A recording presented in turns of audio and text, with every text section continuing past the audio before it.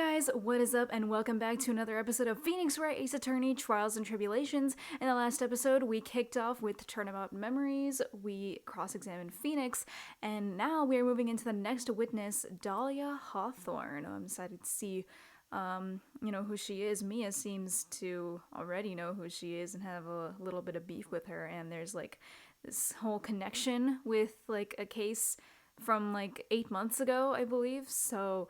yeah, that's interesting. I wonder how that's going to play in all of this. So, yeah. Let's get going.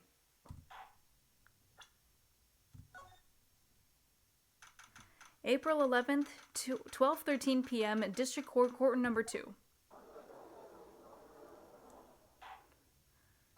Court will now reconvene. Mr. Payne, please call your witness. This next person is someone who witnessed the crime as it happened. The prosecution calls Miss Dahlia Hawthorne to the stand.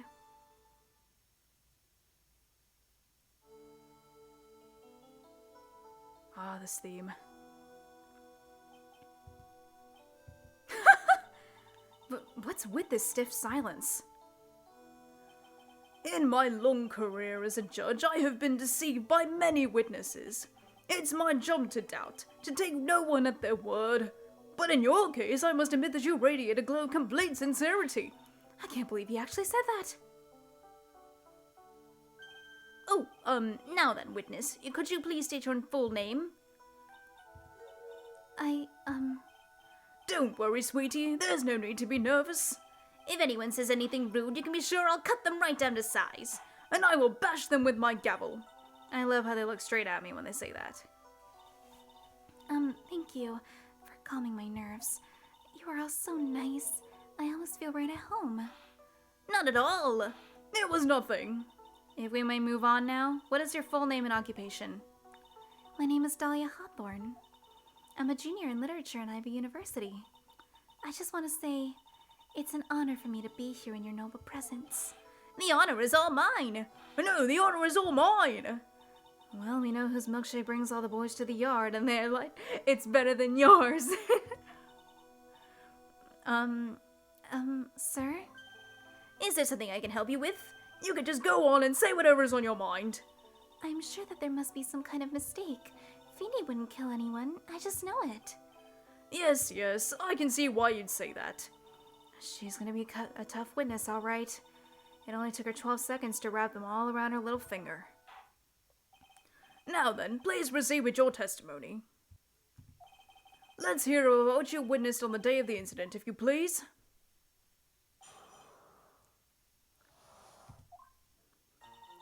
I had been planning to go back to Feeny's place after class was over. Feeny and Dougie, they were talking behind the building. Then suddenly, Dougie got all wobbly and just collapsed. That's when Feeny noticed that I was there. I went to go find some other students and they called the authorities. I don't know what to say. According to you, Miss Hawthorne, the defendant didn't do anything wrong. Young lady, as old as I am, even I recall how hot the flames of young passion can burn. Nevertheless, it is my job to discover the truth. Please, tell us the truth. But I would never. That's more than enough, witness. I won't allow this to continue. What do you mean by that? Please, just let me proceed with my cross-examination, Your Honor. I, for one, don't plan to win my case on a bunch of paper-thin lies. You haven't changed a bit, Mia Fey. What's this? So you two are acquainted? Yes, we've met before. Once. In any case, Miss Fey, the floor is all yours. It's good to see you again, Madame Fey. Madame? I'm no one's grandma yet, girly.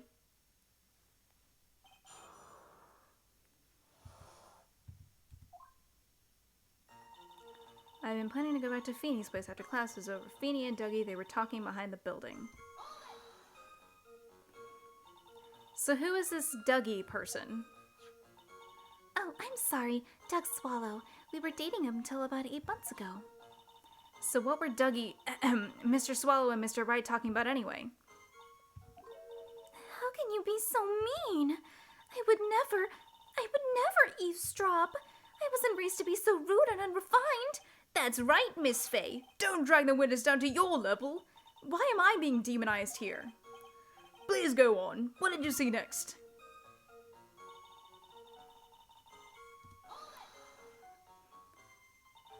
Are you saying that the victim just collapsed on his own? Yeah. In other words, the defendant never touched the victim. Is that right? I was watching the whole time. Feeny never did a thing to Dougie. If I press here for no good reason, I just know the judge will get angry with me. So what should I do about her testimony just now? Contradiction? Frick?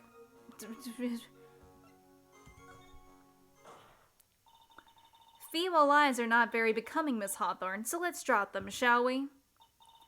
What? I would never. Miss Faye, I will not allow you to badger this witness.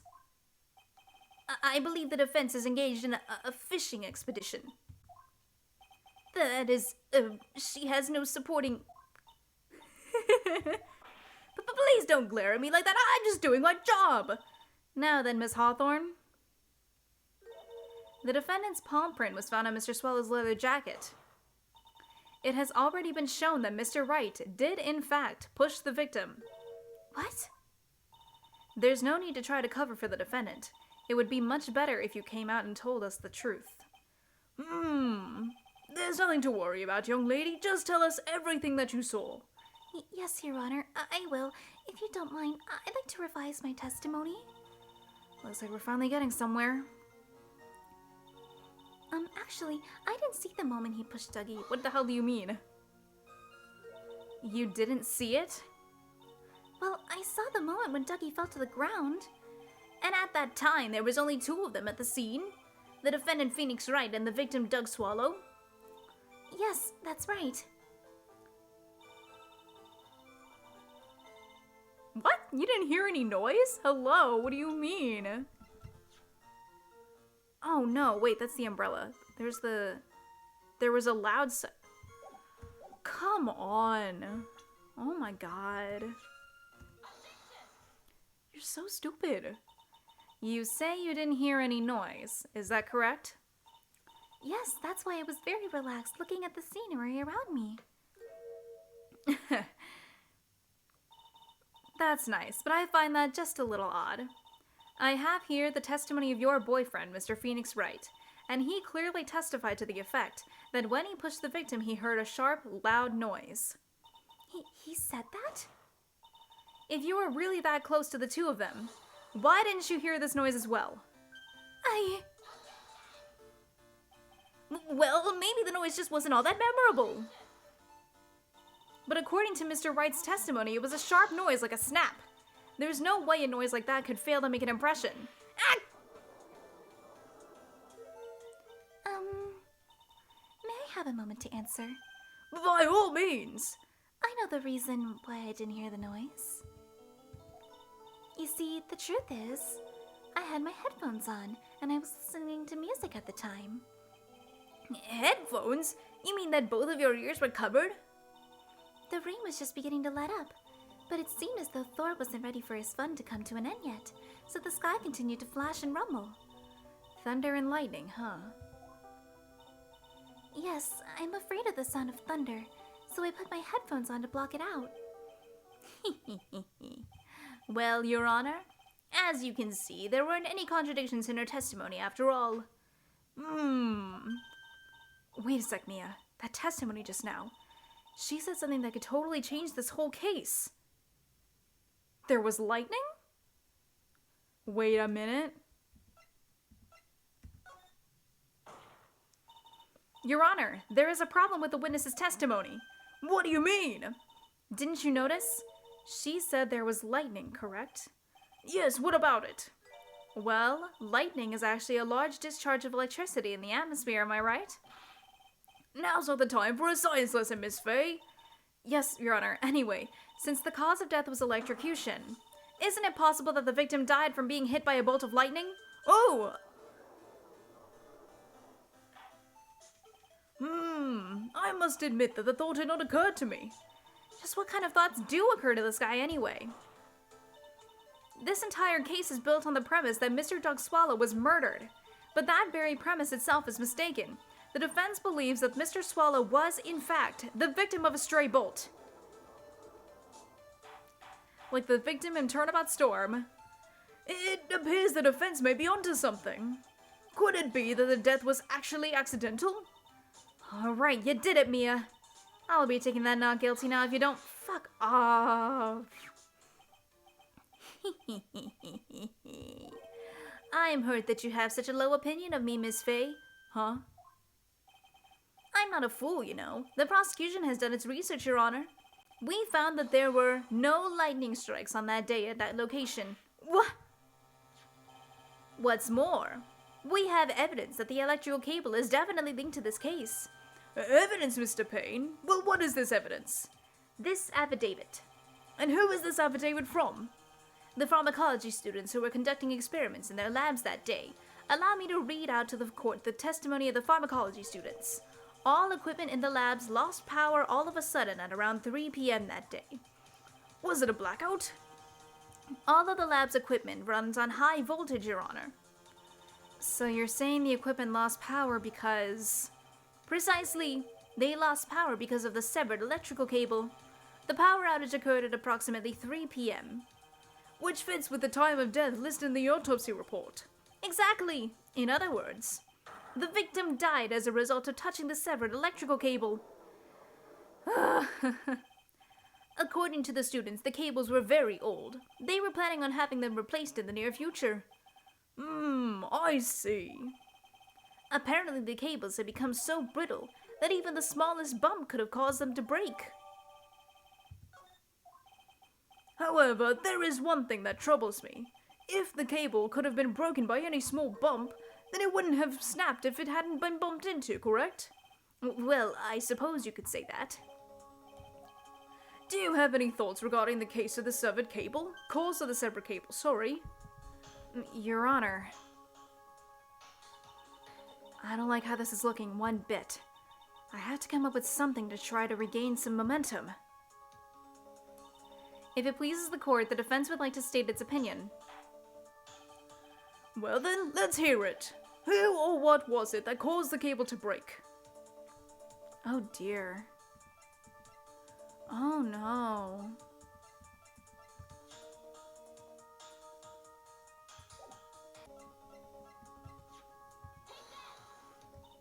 Oh.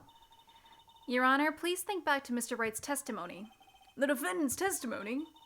He said that after he pushed the victim, he heard a loud, sharp noise. Now, this happened at around 3 p.m., correct?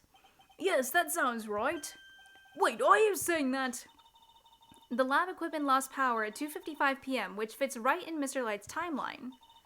In other words, it was Mr. Wright's shove that caused the power outage. Yes, the prosecution also came to that same conclusion, and it was that very shove that caused Mr. Swallow to be electrocuted. I'm afraid I can't agree with you there, Mr. Payne. What's that supposed to mean? Take a good look at where the victim landed after being shoved. See the umbrella? It's by the electrical pole. That's right. The victim banged into that pole as a result of being pushed. It was that impact that caused the cable to break. Well that makes sense. And then the victim was electrocuted. I'm sorry, Your Honor, but no, it doesn't make sense at all.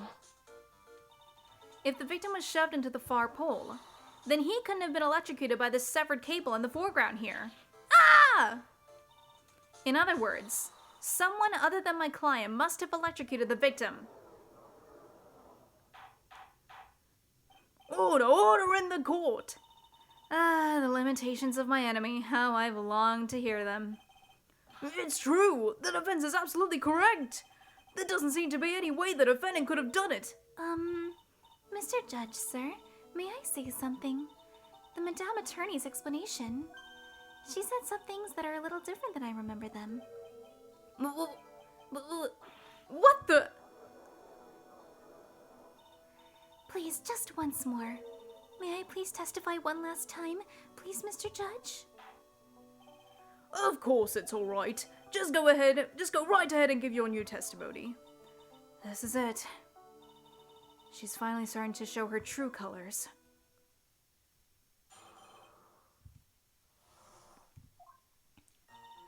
The truth is, Feeny pushed him twice. The first time was into the electrical pole. That's when the cable broke. Then Ducky tried his best to run away from him, but Feeny caught up and crashed into him from behind. The cable snapping and Ducky being electrocuted, it all occurred in less than a minute. So after being shoved, the victim got up and tried to run away.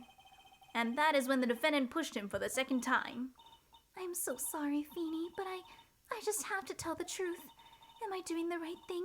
Am I, Mr. Judge? Of course you are, my dear. As painful as it may seem, you are.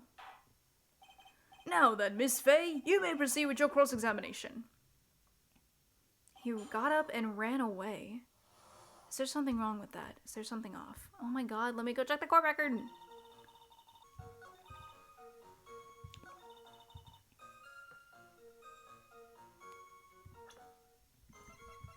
Hold on. Maybe it's something to do with time, because there's a watch here, and I feel like there's something to do with the watch.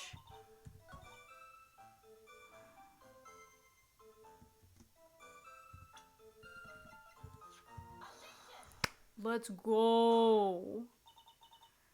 That's enough, witness. I'm afraid I don't understand. You will in a minute. Could you please take a look at this picture? Oh, that medicine. That's the one Feeny likes to take for his cold. It's not the medicine I want you to look at. It's the wristwatch. It stopped at the precise time the victim was electrocuted. In other words, 3:05 p.m. Yes, and your point is, Miss Fay? My point is this. What time was it when the lab suffered that power outage due to the cable snapping? Well, according to the student's testimony, the answer is clear. It was 2:55 p.m. Yeah! Would you care to explain to the court, Miss Dahlia Hawthorne? What exactly happened during this 10-minute interval? The defense proposes that it was during this interval that the real murderer killed Doug Swallow. Order in the court!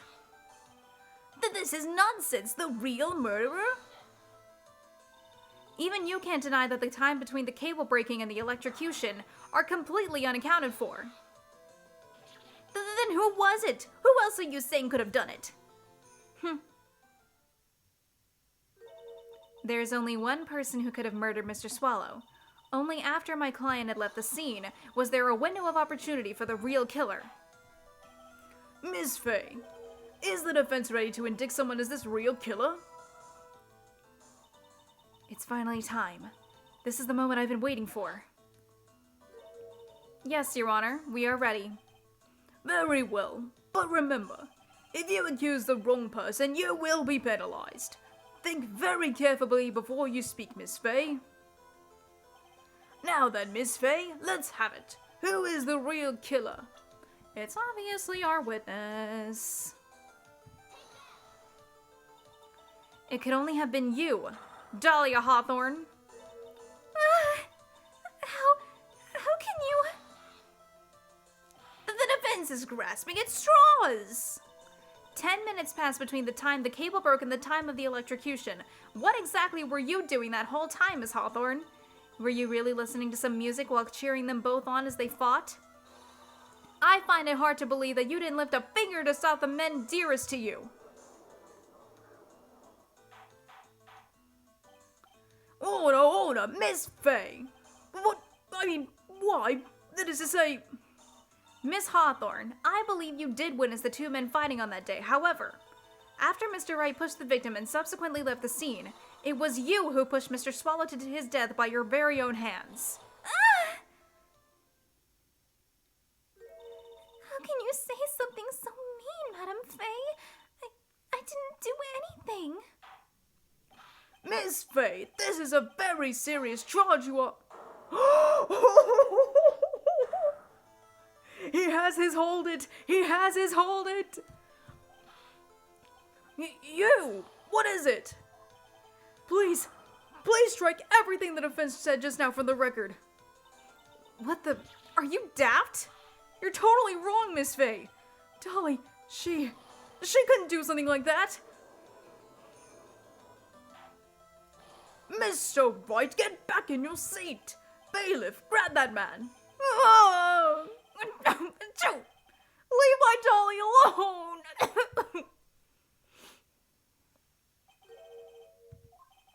He's gotten himself in way over his head. Oh, Mr. Grossberg, you're back. It seems I arrived just in the nick of time. I found the police report on that incident in your newspaper clipping. Thank you so much. Thank you so much. This is exactly what I was hoping for. You better take a good look at it. It details how you came to lose your boyfriend. Oh, shoot. Now then, the defense has made a very serious accusation. Mr. Payne, what do you have to say about this? Well, really, Your Honor, that is. May I interrupt you for just a moment, Mr. Prosecutor? Don't you worry, my dear. I have the situation well in hand. That is, go right ahead. Madame Faye, are you seriously accusing me of killing my sweet ducky? Yes, I am. Not only am I saying you murdered Doug Swallow, but you also tried to pin the whole thing on your current lover, Phoenix Wright.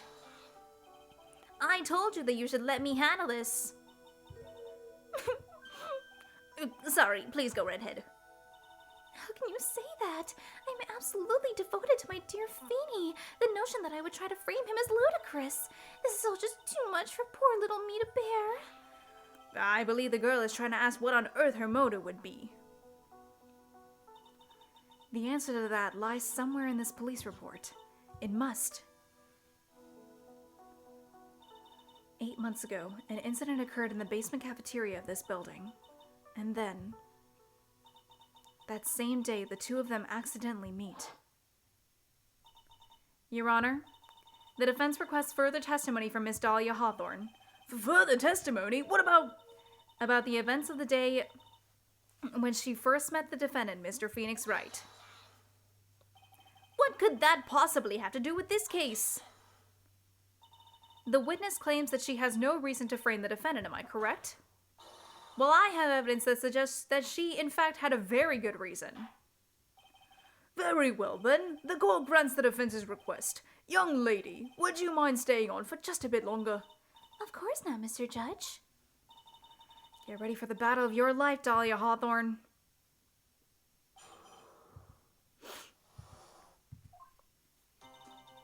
I first met my darling Feeny 8 months ago.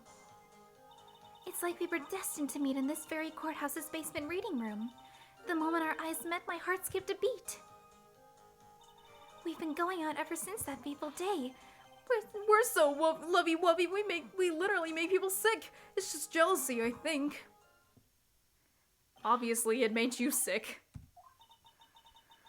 And now we enter the final act of our little drama. As we used to say in the days of my youth, go get her!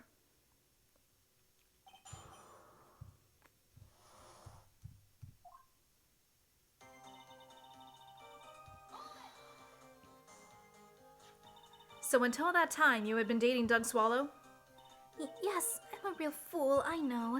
Letting my emotions change so quickly, I'm ashamed of myself. No, not at all. Look at me. I'm infamous for changing my mind. My critics have even taken to calling me Judge Fickle. Maybe you should look for a different line of work. Despite that, however, he always hands down the correct verdict. That's why some people also call him the Great Judge Genie. What?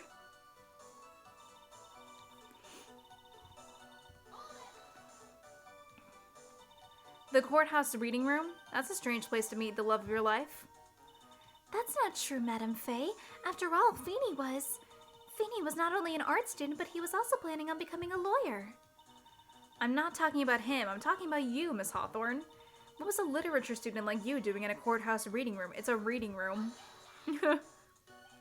This line of questioning is a waste of time. It has nothing to do with our murder case. Miss Faye, I'm warning you. If this has nothing to do with Mr. Swallow's case, I have to remember the judge is on Dahlia's side. I better tread carefully.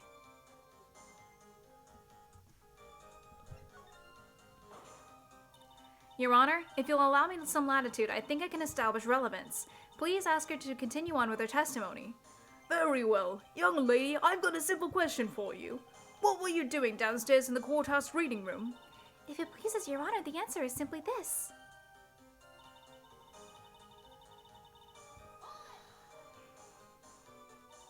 You were writing a paper? On what? On the relationship between modern Senryu poetry and the criminal underworld. That sounds like a fascinating research idea. Am I getting old? Now I've even forgotten what I've forgotten. Again with the midlife crisis stuff?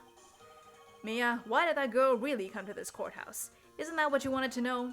And speaking of forgetting things, you haven't forgotten the police report, have you? I went through a lot of trouble to get it, my dear, so be sure to read it carefully.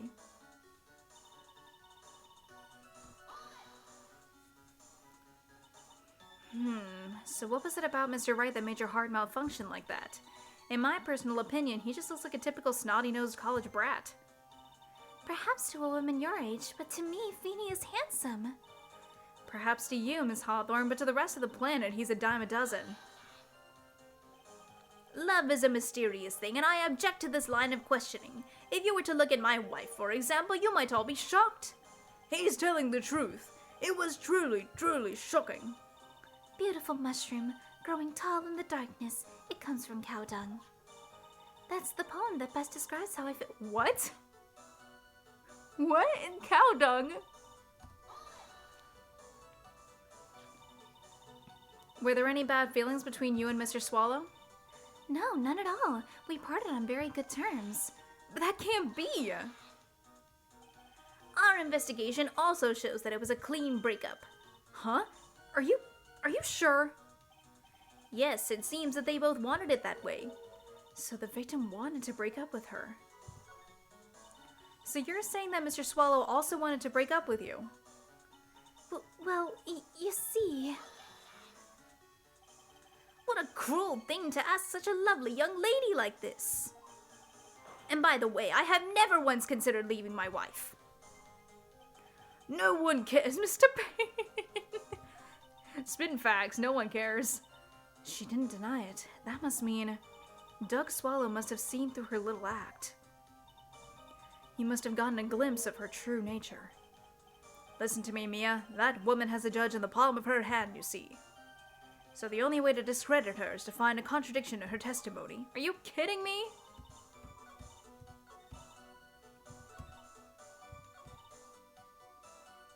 Are you kidding me? I didn't read the police report, I'm dumb. Anyways.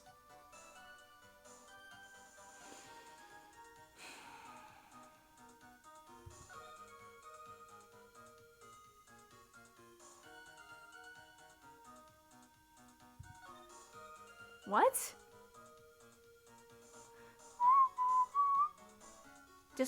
Oh, shoot! Wait, no, wait, hold on. What? Girl, what? Very little information is being disclosed at this time since the victim of yesterday's incident in a district courthouse cafeteria is said to have been a lawyer. However, police are questioning the 19-year-old female college student who was sitting with the victim. I see no contradiction, but also...